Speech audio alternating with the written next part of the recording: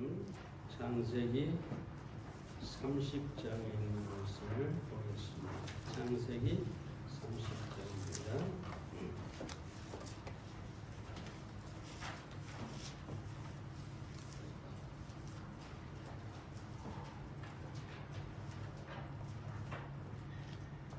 (1절부터) 1절과 2절 말씀을 받들어서 읽고 30장 전체에서 보겠습니다. 라헬이 자기가 야곱에게 아들을 낳지 못함을 보고 그 형을 투기하여 야곱에게 이르되 나로 자식을 낳게 하라. 그렇지 아니하면 내가 죽겠노라. 야곱이 라헬에게 노를 바라여 가로되 그대로 성패치 못하게 하시는 이는 하나님이시니 내가 하나님을 대신하겠느냐.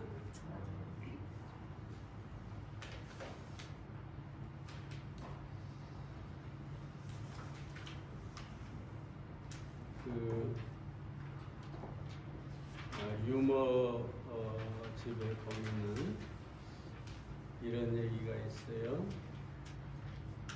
아담과 하하가 이제 한 몸이 되어 살아가는데 어느 날부터인가 하하가 저녁마다 아담의 갈비뼈를 세고 있었다고 합니다. 왜 그랬을까요? 네? 저녁마다 갈비뼈가 몇 개인가를 세어보았대요. 혹시나 하나님이 또 다른 여자를 만들어서 아담에게 주지 않았느냐. 우스갯소리인데요.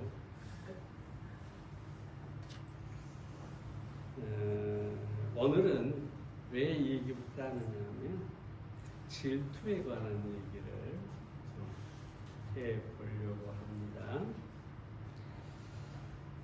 언니인 레아가 4명의 자식을 먼저 낳았습니다. 근데 라헬은 그때까지 전혀 자식을 낳지 못했어요. 그래서 이 라헬이 언니 레아를 투기했죠. 그러면서 야곱에게 나로 자식을 낳게 하라. 그렇지 않으면 내가 죽겠다. 죽어버리겠다. 사실 야곱이 무슨 죄입니까? 그래서 나중에 이 라헬이 자기 여종 실바를 야곱에게 주어서 자식을 낳게 하죠. 그런 와중에서 또 레아는 5째와 6째를 출산하고 그 후에 딸까지 낳습니다. 그렇지 않아도 자식을 못 낳는 라헬이 그 투기, 그 질투심으로 어쩔 줄을 몰랐는데 레아는 이렇게 계속해서 자식을 낳으니 얼마나 더 애가 탔겠습니까? 어찌됐든 이런 질투와 경쟁으로 야곱은 12아들을 갖게 되고 전체적으로 보면 하나님의 섭리 가운데서 12지파를 이루는 큰 민족의 기초를 갖게 된 것을 보게 됩니다. 오늘 이 라헬의 질투에 대해서 생각해 보겠는데, 첫째로 라헬의 질투는 자기 자신을 죽이는 것이었습니다. 1절 말씀 봅니다. 라헬이 자기가 야곱에게 아들을 낳지 못함을 보고 그 형을 투기하여 야곱에게 이르되 나로 자식을 낳게 하라. 그렇지 아니하면 내가 죽겠노라. 구약시대의 자식은 최대의 축복이었죠. 레아는 그런 놀라운 축복을 받아서 자식을 계속 낳는데 라헬은 무자했어요. 자식이 아예 없었어요. 결국 라헬이 투기하게 되는데, 투기하여라는 말은 히브리어 테네케라는 말로 열성적이다, 붓다 그런 뜻인데요. 질투로 인해서 얼굴이 붉어지고 이 분노가 가득했다, 그런 의미라고 볼 수가 있겠습니다. 심지어 야곱에게 자식을 낳게 하라. 그렇지 않으면 내가 죽겠다라고 합니다. 이 30장에서 가장 고통스러운 사람, 아니 스스로 고통을 만든 사람이 누구냐? 바로 라헬 자신입니다. 여러분, 질투라고 하는 것은 자신을 태우는 분노를 가져오죠. 절망에 빠지게 합니다. 잠언 14장 30절에 보면 시기는 뼈의 썩음과 같다. 그러니까 질투하게 되면 마치 뼈가 썩는 것처럼 병들게 하고 자신을 죽이는 것이다. 아티스테네스라고 하는 사람은 질투는 녹이 새를 녹이는 것처럼 질투하는 자를 침식한다. 녹이 새를 녹여버리잖아요. 부숴버리잖아요. 마치 질투는 그와 같아서 자기 자신을 녹이는 것이다. 그리스 사화집에 보면은 질투는 자신의 화살로 자신을 죽인다, 이렇게 얘기하고 있습니다. 여러분, 질투라고 하는 것은 가장 먼저 자신을 죽이는 것입니다.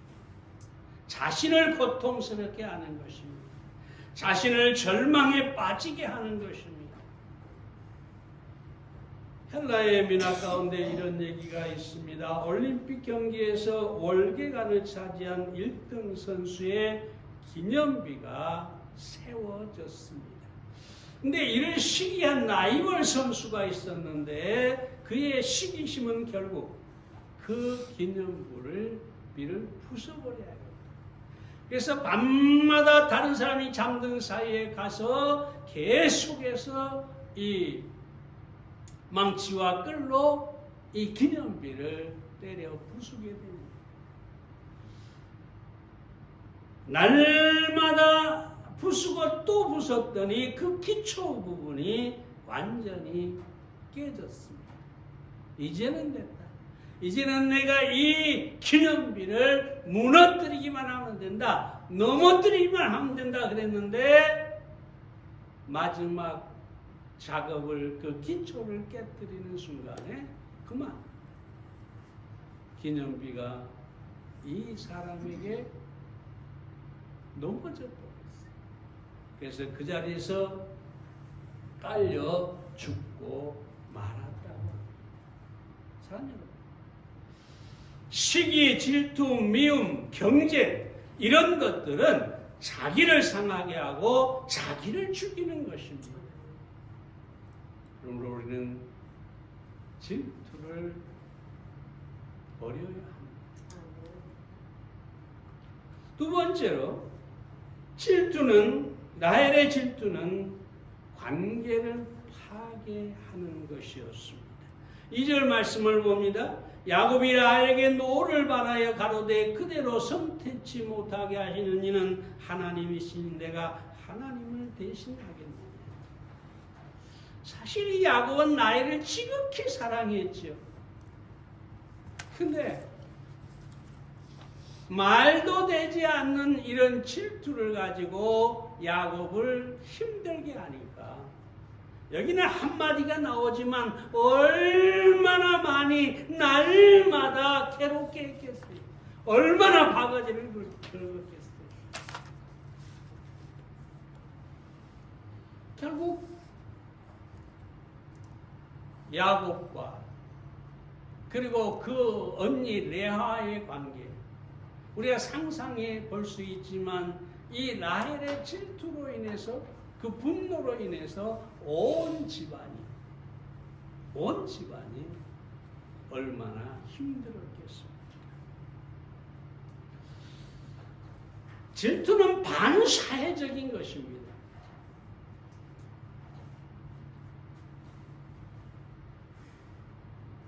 모든 인간관계를 파괴하고 가정을 파괴하고 교회를 무너뜨리고 공동체를 힘들게 하는 것. 그것이 바로 질투라고 하는 것입니다. 아가서 8장 6절에 보면 투기는 음부같이 잔혹하며 불같이 일어나나니 그 기세가 여호와의 불과 같다라고 합니다. 질투에 사로잡힌 사람은 이 엄청난 마치 하나님의 불과 같은 그런 잔혹한 그런 마음으로, 말로, 행위로 여러분 모든 관계를 파괴하게 되는 것입니다. 그래서 제.S. 밀은 그의 자유론이라는 책에서 모든 격정 중에서 가장 추악하고 반사회적인 것, 그것은 바로 시기라고 했습니다. 시기하고 질투하는 것. 예일대학 심리학 교수 살로비 박사는 미국의 범죄의 20%가 바로 질투 때문에 생긴다고 했습니다. 뿐만 아니라 질투의 임상학을 저술한 화이트 박사는 이혼한 부부의 30%가 질투 때문에 갈라섰다고 합니다. 반사회적인 것입니다. 부부관계를 파괴하고 가정을 무너뜨리고 교회나 공동체의 모든 관계를 파괴하는 것. 바로 그것이 질투입니다. 최초의 살인도 우리가 잘 아는 것처럼 가인이 질투 때문에 아벨을 죽였습니다. 형제가 상관이 없어요. 부부도 상관이 없어요. 이 질투에 사로잡히면 살인도 서슴지 않게 됩니다. 그러면 사랑 여러분, 이 반사회적이고 무서운 질투를 우리는 버릴 수 있어야 합니다. 세 번째로, 라헬의 질투는 지나친 경쟁을 유발하게 합니다. 3절 말씀을 봅니다. 라헬이 가로되 나의 여종 빌하에게 들어가라. 그가 아들을 낳아 내 무릎에 두리니 그러면 나도 그를 인하여 자식을 얻겠노라. 이 질투라고 하는 것이, 시기라고 하는 것이 얼마나 어처구니 없나 보세요. 자기의 여종을 자기 남편 야곱에게 주면서, 첩으로 주면서 이 내 종을 통해서 자식을 낳아라. 나는 자식을 낳지 못하니 이 내 여종을 통해서 자식을 낳아달라. 그래서 이 빌하가 야곱에게 들어가서 자식을 둘을 낳습니다. 먼저 이름이 뭐냐? 단과 납달이라는 자식을 얻습니다. 이 자식을 얻고 나서 납달이라고 이름을, 두 번째 아들을 얻고 나서 이름을 납달이라고 지었는데 8절에 보면 뭐라고 하냐? 내가 형과 그러니까 언니죠 레아와 크게 경쟁하여 이기었다. 이미 레아는 많은 자식을 가지고 있는데 여종을 통해서 낳은 자식 둘을 가지고 내가 이겼다라고 합니다. 뭐 어처구니 없죠. 참 여러분 거기서 그치는 게 아니죠. 많은 자식을 가진 레아도 라헬이 그렇게 얘기하니까 야곱에게 내 여종도 첩으로 주겠다. 이게 도대체가 뭔 세상인지 모르겠네요. 그래서 또 그 첩을 통해서 야곱이 자식을 낳아서 아까도 말씀드린 것처럼 결국은 12 아들을 낳게 되는 것을 우리가 보게 됩니다. 이 투기로 인한 경쟁은 결국 자신의 살을 깎고 자신의 뼈를 갈아버리는 것입니다. 이 라헬의 승리는 결코 승리가 아니었죠.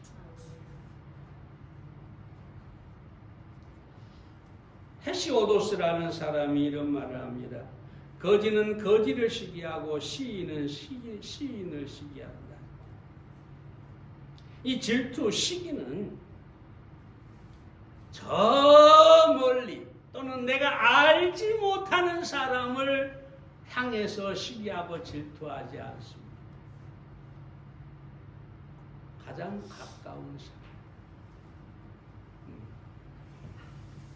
집안의 형제가 가인처럼 형제가 될 수도 있고 같은 친구가 될 수도 있고 회사의 동료가 될 수도 있고 심지어 교회 안에서 형제 자매가 시기의 대상이 될 수 있다. 멀리 있는 사람, 나와 상관이 없는 사람은 절대 우리가 질투하지 않아요. 그렇죠? 저 미국의 그 엄청난 재벌들이 엄청난 성공을 이루었다고 내가 그 사람들을 향해서 질투하고 미워하고 경쟁하고 그러지 않죠. 내 가장 가까운 사람. 그래서 이 질투가 무서운 거죠. 그래서 이 질투는 결코 해서는 안 되는 것입니다. 왜냐하면 부부관계 또는 형제들 관계 가장 사랑해야 할 대상들이죠. 교회 안에서 형제자매 정말로 사랑해야 할 대상이에요. 근데 질투에 눈이 멀면 그 사랑의 관계가 완전히 파괴되고 경쟁을 유발케 하고 그래서 결국은 질투하는 사람이나 질투를 받는 사람이 다 패배하게 되는 것이죠. 언젠가 얘기했습니다마는 우리는 질투를 버려야 합니다. 경쟁을 버려야 합니다. 빙점을 쓴 미우라 아야코 이야기 제가 드렸습니다.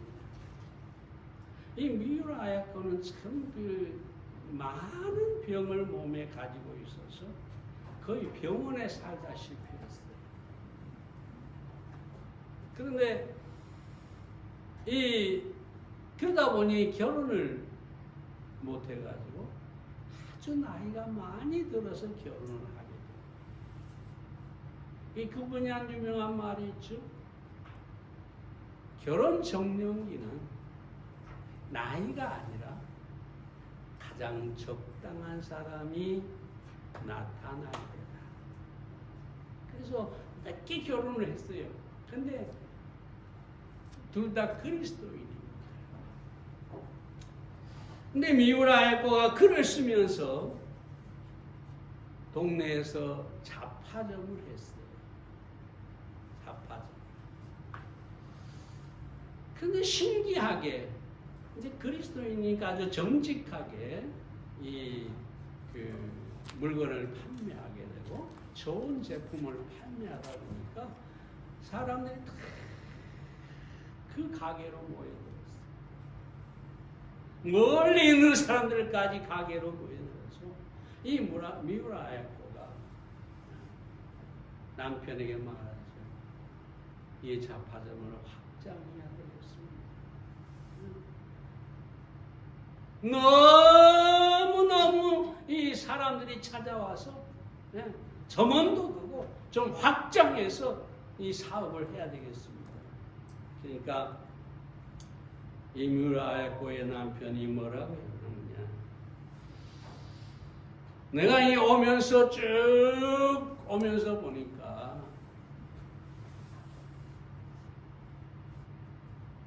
우리 동네 다른 잡화점들은 다 파리만 날리고 있다. 그래서 내 생각에는 이 사업을 늘리는 것보다 오히려 줄여야 되겠다. 모든 물건을 다 가져오지 말고 우리가 정해놓고 물건을 가져다 팔고 우리 집에 없는 물건은 다른 잡화점에 소개해서 그 가게에서 사가게 해라. 정말 얼마나 놀라운 사람입니까? 나는 그래서 이 얘기를 듣고 나서 미우라 아야코가 정말 놀라운 작가지만 그 남편이 훨씬 존경스럽다.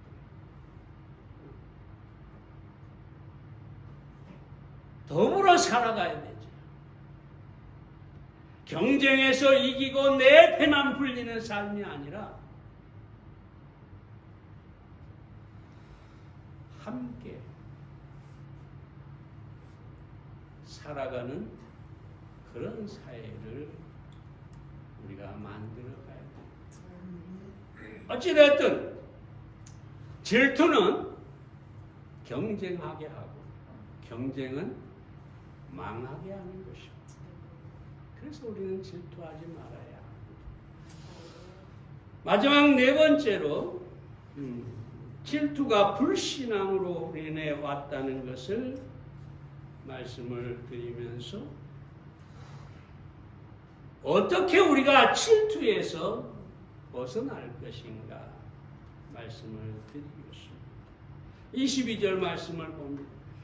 하나님이 나이를 생각하시니라. 하나님이 그를 들으시고 그 태를 여신 고로 그가 잉태하여 아들을 낳고 가로되 하나님이 나의 부끄러움을 씻으셨다 하고 그 이름을 요셉이라 하니. 참 하나님은 좋으신 분이에요. 은혜로우신 분이에요.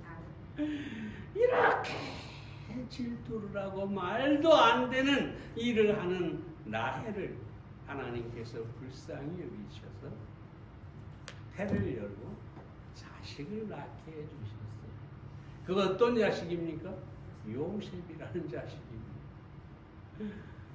10 아들이 부럽지 않는 요셉이라는 자식을 낳게 했죠.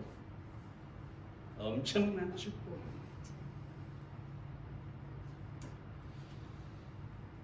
근데 우리가 여기서 생각해야 할 것은 뭐냐? 이 라헬의 신앙.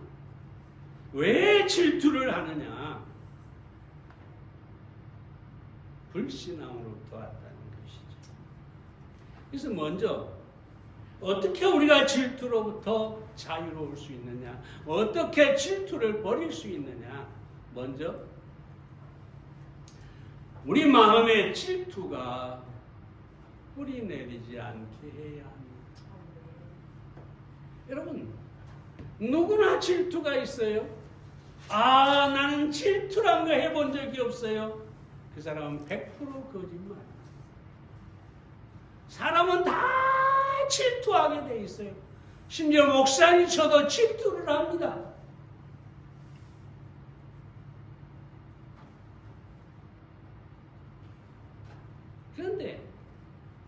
중요한 게 뭐냐 하면 이 나엘처럼 질투가 마음에 가득 차고 뿌리를 내리고 그 마음에서 거대한 불길이 되도록 방관해서는 안 된답니다. 모든 것이 우리 마음에서 나오고, 그래서 솔로몬은 우리의 마음을 지키라. 무엇보다 마음을 지키라. 생명의 근원이 우리의 마음이기 때문이다. 마음에서 나오기 때문이다.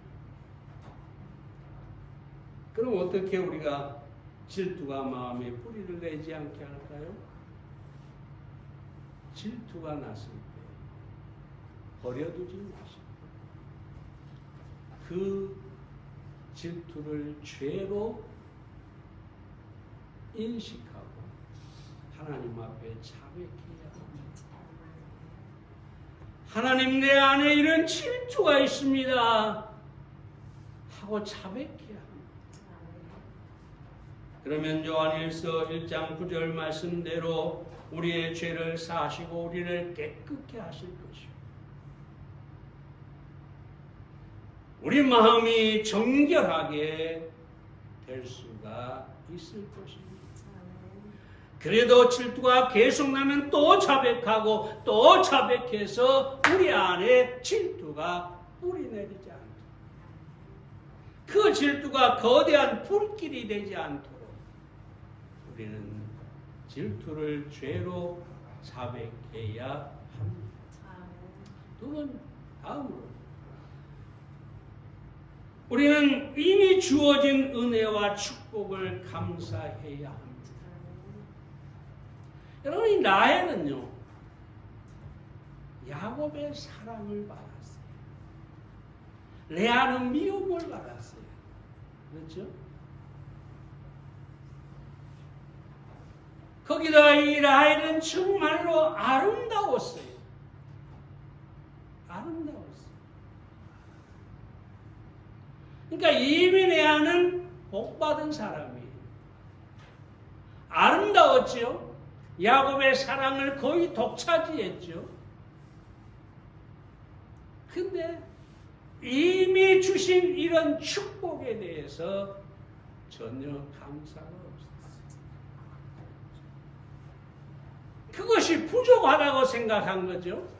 물론 자식 때문이지만. 사랑 여러분, 우리는 다른 사람이 가진 것을 보기 전에, 그리고 질투하기 전에 내가 이미 받은 그런 은혜, 축복들을 감사하고 기뻐할 수 있어야 합니다. 아침에 여기 새벽에 와가지고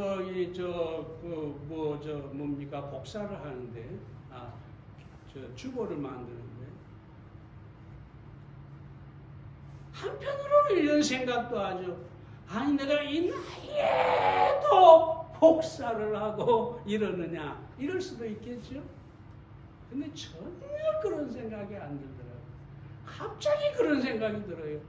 아, 내가 이렇게 주보를 만들 수 있고, 글을 쓸 수 있고, 복사를 할 수 있고, 또 복사하기도 우리 송수자님이 해주셨잖아요. 감사한 거죠.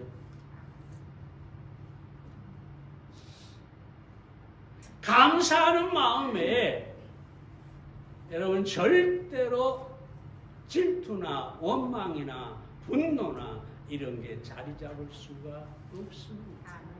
그래서 항상 다른 사람이 무엇을 가졌든 이미 내가 가진 은혜, 내가 가진 축복을 우리는 기뻐하고 감사해야 합니다. 로드니 A. 크밤이라고 하는 사람의 그 글에 이렇게 말하고 있다고 있습니다. 태초에 하나님께서는 장미를 만드셔서 아름다움을 표현하게 하셨다. 종달새를 만드시어 노래하게 하셨다. 꽃들은 그 꽃만이 지닌 향기와 아름다움이 있으며 새들은 그들만의 노래가 있다. 이처럼 하나님께서는 오직 나의 삶을 통해서만 표현될 수 있는 것들을 내가 나타내기 원하신다. 나는 유일한 존재이기에 내가 나의 노래를 부르지 않으면 그 노래는 누구에 의해서도 불려지지 못할 것이다. 누구도 그것을 흉내낼 수 없다. 나의 무대는 작을지라도 나에게는 나를 만드신 하나님의 영광을 노래할 유일한 노래가 있기 때문이다. 다시 읽으니까 참 좋네요. 나의 무대는 작을지라도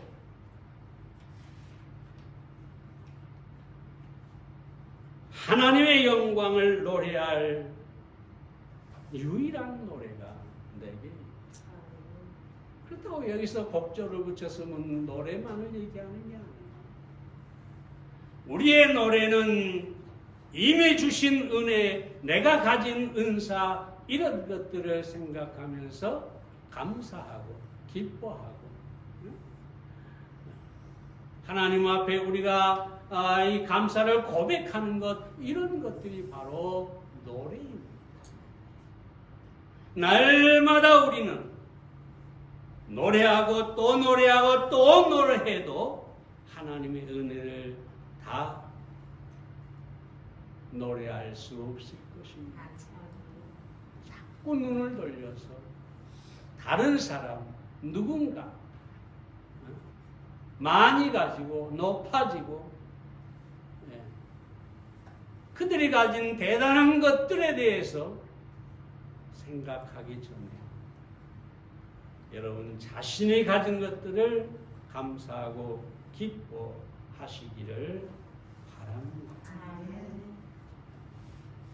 끝으로 하나님의 때를 믿음으로 볼 수 있어야 합니다.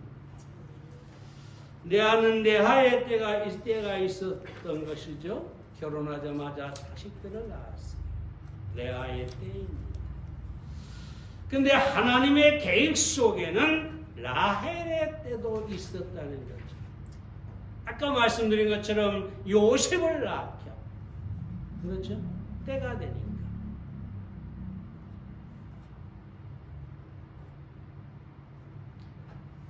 문제는 하나님의 때라고 하는 것을 우리가 믿어야 하는 것입니다. 지금은 아닐지 모르지만 언젠가 내게도 자식을 줄 것입니다. 지금은 아니지만 언젠가 그 주신 자식이 정말 하나님의 축복 가운데 있게 될 것입니다.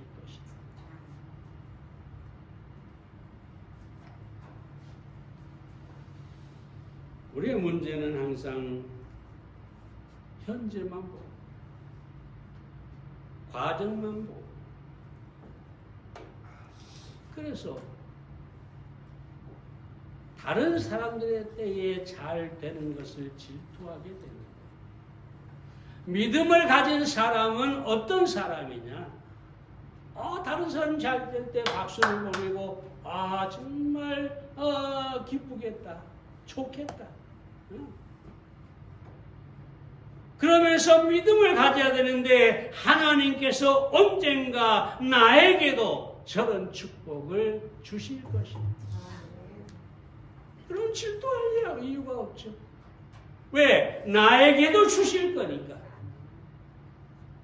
시편 37편 23절과 24절에 보면 여호와께서 사람의 걸음을 정하시고 그 길을 기뻐하시나니 저는 넘어지나 아주 엎드러지지 아니함은 여호와께서 그 손으로 붙드심이라. 각 사람의 길을 정하시고 그 길을 기뻐하신다. 내 아는 일찍이 자식을 주어서 하나님이 기뻐하십니다. 라헬은 나중에 자식을 주셔서 하나님이 기뻐하시고 때가 있다. 이 때에 대한 믿음을 여러분들이 가지시기를 바랍니다. 본 해퍼 목사가 그리스도인은 기도하면서 옳은 일을 행하며 하나님의 때를 기다려야 한다. 그리스도인은 아무리 어려운 처지에 있더라도 무한한 가능성을 가지고 있다. 제가 좋아하는 말이죠. 자주 드린 말씀입니다.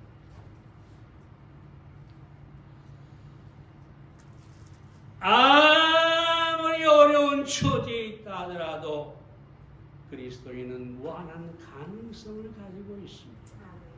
그 가능성은 누굽니까? 하나님입니다. 여러분, 제가 기도하면서 그 마지막 마치면서 항상 그래요.